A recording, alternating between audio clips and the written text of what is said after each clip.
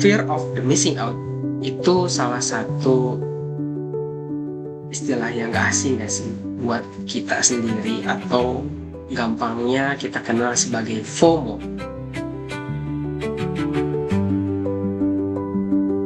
Nah, FOMO itu suatu istilah di mana kita takut ketika ketinggalan suatu tren, suatu hal yang lagi booming kayak gitu. Misalkan aja kalau kita lihat nih di Instagram, scroll Instagram, lihat teman kita lagi liburan nih, entah itu mungkin ke Bali, entah itu mungkin ke luar negeri kayak gitu, kita langsung insecure.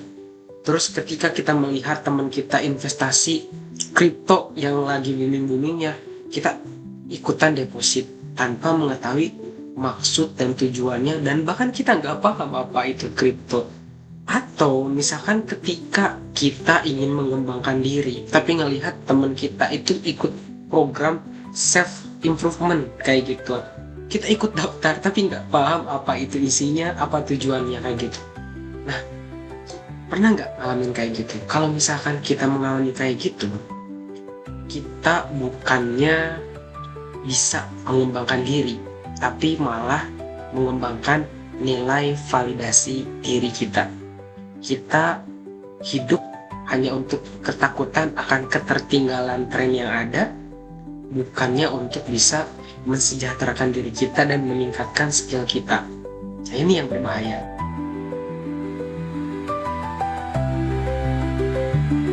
Nah, tanpa kita sadari, di zaman media sosial ini, entah itu mungkin Instagram, TikTok, Twitter, Facebook, dan lain sebagainya, itu menampilkan berbagai macam kebahagiaan biasanya tuh. Nah, yang ditampilkan biasanya tuh kebahagiaan ketika jalan-jalan, naik jabatan, beli kendaraan baru, entah itu mobil ataupun motor. Tapi tidak menampilkan yang namanya itu perjuangan di baliknya, seperti halnya mungkin penderitaannya, kegagalannya, kerja kerasnya, itu nggak ditampilkan di media sosial, sehingga kita membandingkan hasil yang itu tuh didapatkan orang lain dengan diri kita, yang menjadikan diri kita itu insecure, diri kita menjadi menganggap kita nggak bisa seperti mereka, diri kita nggak bisa apa-apa, akhirnya menjadikan diri kita down dan tidak percaya diri. Itu jadi salah satu dampak negatif dari FOMO. Tapi ada dampak-dampak negatif yang selainnya tahu. Kenapa FOMO ini berbahaya buat diri kita?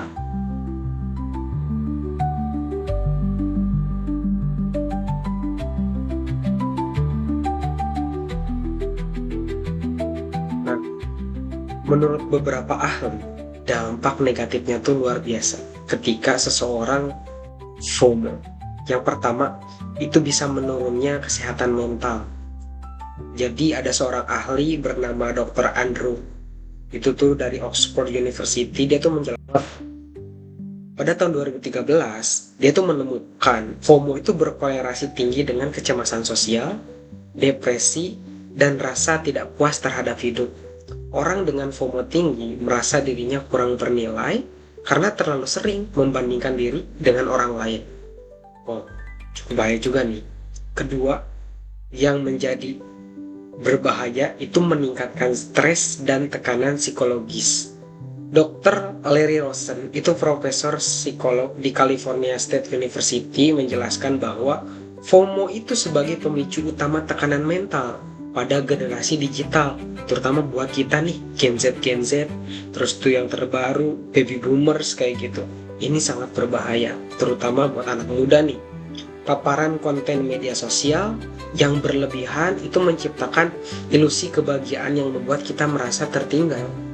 Ini menimbulkan tekanan konstan untuk ikut-ikutan agar tidak merasa terasingkan.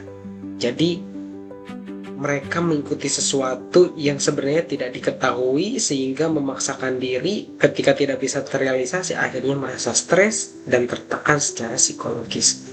Berbahaya nih. Dan yang ketiga, menjadikan seseorang susah dalam mengambil keputusan, dan bahkan pengambilan keputusannya itu nggak rasional.